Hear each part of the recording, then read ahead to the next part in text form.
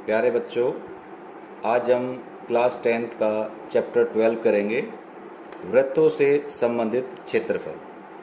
जैसा कि चैप्टर के नाम से ही दिखाई दे रहा है, वृत्तों से संबंधित क्षेत्रफल।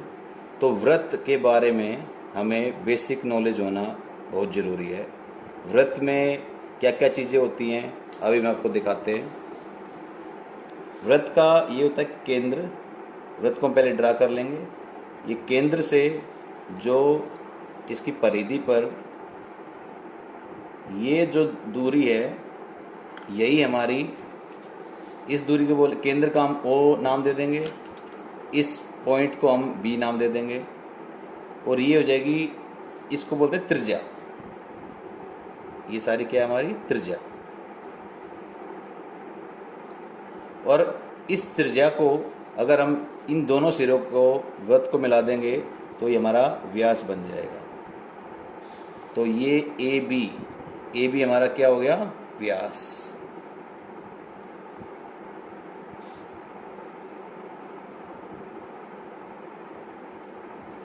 तो बच्चों, व्यास त्रिज्या का दुगना होता है। ये जो केंद्र से वृत्त के परिधि पर किसी कोई बिंदु जो जोड़ेंगे वो हमारी त्रिज्या होती है। अब देखते हैं व्यास। व्यास त्रिज्या का दुगना होता है।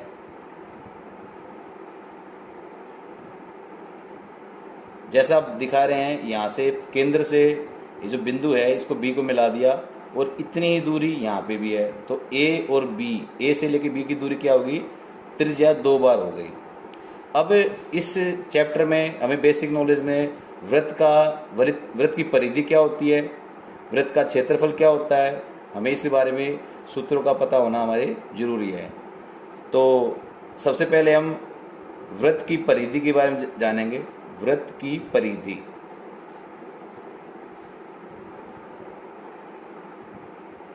बच्चों, वृत्त की परिधि का सूत्र होता है 2 πr। 2 को मल्टीप्लाई कर देंगे पाई और आर से कर देंगे, जो वैल्यू आएगी वो हमारी वृत्त की परिधि होगी। अगला सूत्र है हमारा वृत्त का क्षेत्रफल।